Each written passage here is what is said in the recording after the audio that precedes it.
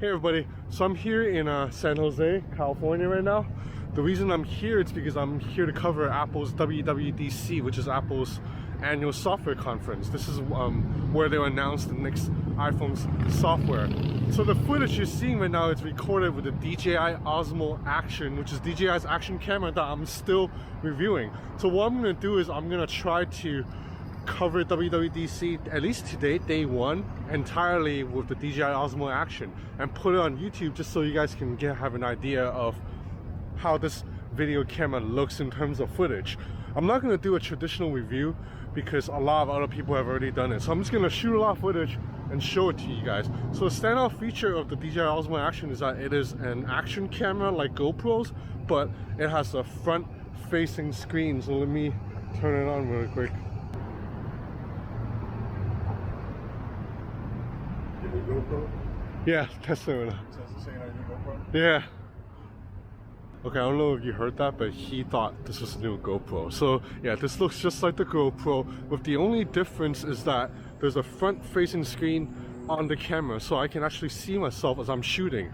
Now this is important for today's generation, which are more and more kind of, you know, obsessed with selfies and putting themselves in front of the camera. So one of the things I like about this camera is the camera sensor is a 12 megapixel Sony lens. It has a 145-degree field of vision, so it's a wide-angle lens, and distortion isn't that bad.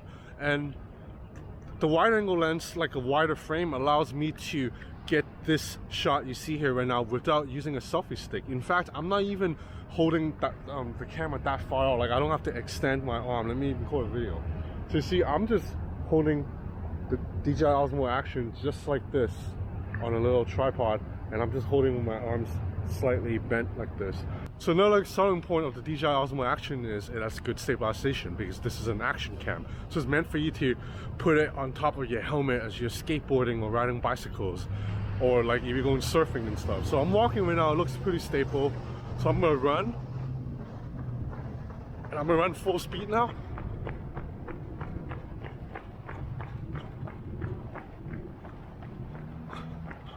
Okay, so that looked pretty good, I think. We'll check out footage later. So anyway, it's 7:20 a.m. right now. I have to go up to the hotel to pick up. So anyway, it's 7:20 a.m. right now. I have to go up to the hotel ballroom to eat breakfast with a bunch of Apple people, and I gotta grab my ID badge, and I'll be heading over to the convention center to see Tim Cook and Apple people introduce the next iPhone software or Mac software. So I'm gonna try to document the whole day with the DJI Osmo Action. Okay, so this is the ballroom in which all the journalists are here right now. They're eating breakfast before they head over to the San Jose Convention Center. I already got my badge. So I don't know if you can see this. It says Media Apple. The lighting of the DJI Osmo Action, it's a little bit bad when you go indoors where the lighting's not good. So this is a camera that's best used for outdoors with the sun shining on you. Okay, so I gotta grab a quick meal before I head over. So I want to say that one of the funny things about the WWDC is that it's sort of like an Apple cult in here. Like everyone, if you look around, is using a MacBook and an Apple Watch and an iPhone, and they all have like AirPods in the ear too. So yesterday, some of Apple's people actually sent me iMessages about like location information. They were like, hey, we sent it to you over iMessage. And I was a little embarrassed to respond because at the time, I was still using the OnePlus 7 Pro, which is my daily driver right now. So I couldn't respond on this without them knowing that I'm not on an iPhone, because when you send iMessages with an Android device, it's a different color bubble. So then after that, I switched over to the iPhone XS just to play along, you know. I don't want to be the only person here using an Android device. Okay, so this is the media herd right here. Okay, so all of us are now walking to the convention center to attend the keynote speech. It's a very international group of media right now. So we have all the Asian media, which is Japanese, Hong Kong, China, Thailand, and then we also have some Europeans and South Americans. So this is a really eclectic group of media right here. There are hundreds of us. We're here. Too bad the weather sucks today, man. Usually California weather, it's like perfectly blue skies and a lot of clouds, but today it's really gloomy. This is like China weather right now. So this is the media entrance where I'll be walking through, and then right here we have these are developer entrance, so they gotta line up. I mean, check out that line, man. So they have to line up. I think I can just walk in.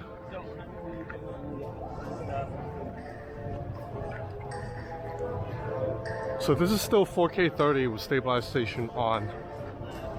Let me switch to 1080-60. Okay, so now this is 1080-60. I'm not sure if you're seeing a difference in this. So everyone is here taking the photos of the WWDC logo. So these are developers waiting in line to get in.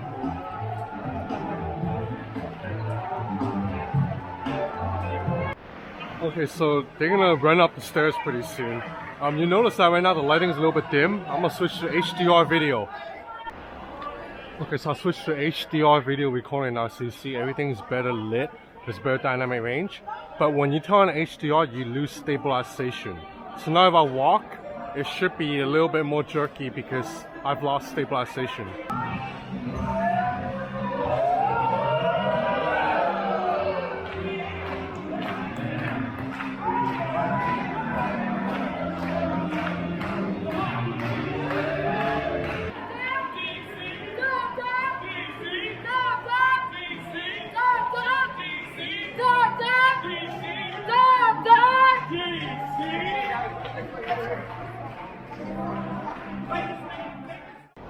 Okay, so now this is the media section right here, and I see right there MKBHD. I don't know if the video can get him, but he's up there with.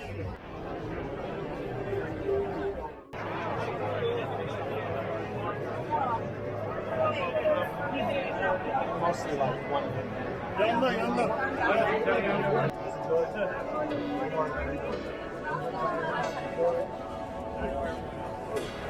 Okay, so I'm inside the venue now. As you can see, it's a little bit dark, so I'm gonna turn on HDR video. Okay, so now this is HDR video, so you see that it's better lit, but then you lose stabilization.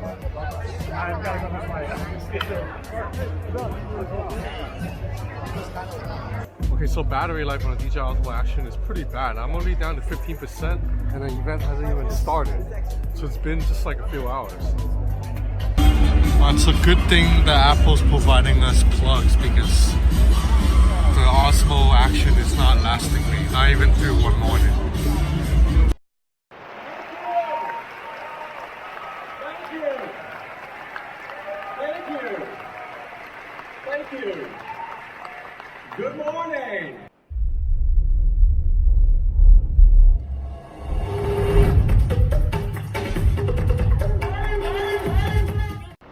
Okay, so the weather's gotten a lot better. The keynote just wrapped. I believe all developers are now coming out, and there's free lunch right here. So basically what developers are going to do now is, because now they have access to the new developer kits and the software beta version anyway, and they'll be coding right off the bat. So okay, so I quite like San Jose because there are these scooters around. These are dockless scooters that you can just rent and ride. The funny thing is Lime is actually a Chinese company. They try to act like they're a San Francisco company, but they're not, because the founder lives in Beijing and he's a Chinese guy, and all the financial people that funds Lime are also based in China. So this is a Chinese company, but these scooters are really awesome. I'm gonna rent one right now to ride it back just so we can test the stabilization on a DJI Osmo Action. So renting one's pretty easy. You just gotta scan, and then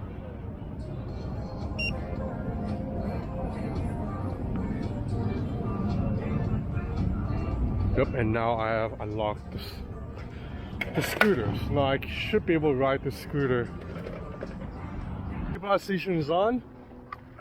We'll check out how the footage looks. Right now I'm running on a bumpy sidewalk, so it might. Okay, so stabilization is on.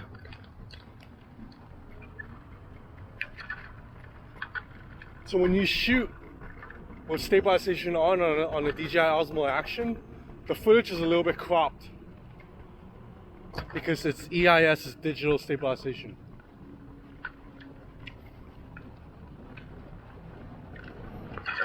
Okay, so now I'm gonna turn off stabilization just to show you the difference. Okay, so now stabilization is off.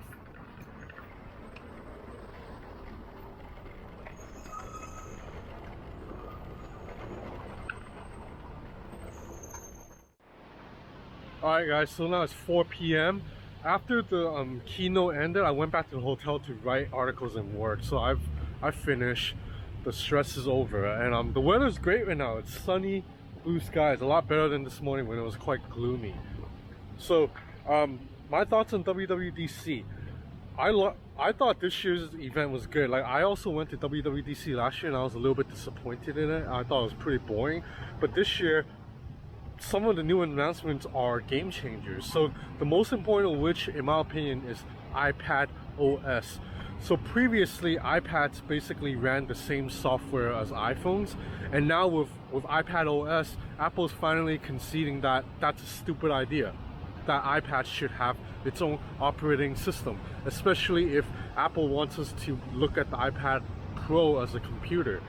So iPad OS brings with it several major improvements, including the ability to access external storage now. So this is huge. Okay, I'm not sure if you can hear me because the plane is flying through. Anyway, the ability to access external storage such as a thumb drive or a card reader, SD card reader, is huge. So now you can finally plug in a USB thumb drive or an external storage and actually move files like videos or PDFs from your iPad to an SD card or from an external hard drive to an iPad. Now this is huge for me because I edit videos on the iPad Pro actually, and right now the system to do so, it's a little bit annoying. Because if I plug in my Sony mirrorless camera into the iPad, it doesn't pick up the videos, it only picks up photos. So how I transfer videos is a hassle. I have to move the videos over to a MacBook or to an iPhone and then airdrop that shit over to iPad, and it's really damn annoying. So iPad OS will finally change that. I should in theory be able to plug in my Sony a6500 into the iPad and directly move the video files over. And I think Apple's also improving split screen multitasking. You can now split a single app into multiple screens if you need. So you can have, for example, have a Google Docs open and have multiple pages of Google Docs open on iPad Pro. So that is huge. Now in terms of other new features, I'm also a big fan of what they're doing with the Apple Watch. They're making the watch more and more independent from the iPhone.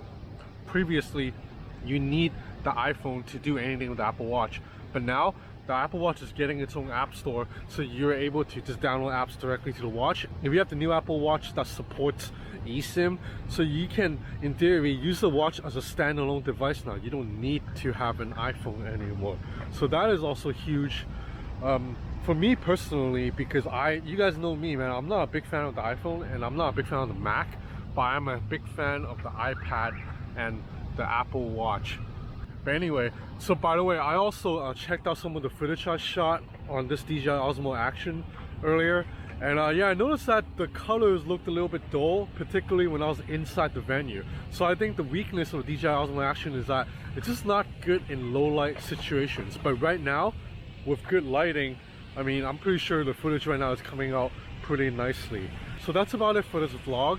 This is not meant to be an overall recap of WWDC, because if you want that information, there are like 1,000 other videos on YouTube right now you can watch, and they have done a better job than me. This is also not a full review of the DJI Osmo Action, because also you can find 1,000 of those on YouTube too. So this is just like a little blend of both. I'm a big fan of DJI Osmo Action. I think the stabilization is really good, as you saw earlier. And also this camera can shoot slow motion videos that's pretty crisp, and 4K video all the way up to 60 frames per second. So right now I'm shooting at 1080-60 and it is looking really crisp to me right now. And of course I'm a fan of the wide angle lens, so I'm able to capture more in the frame without me needing to use a selfie stick, because I don't want to hold a selfie stick in public. So that's it for my vlog from day one of WWDC. I might have another vlog tomorrow because I'm doing a 6 a.m. workout session with Apple people, so that might be tough. But that's it for now. Thanks for watching.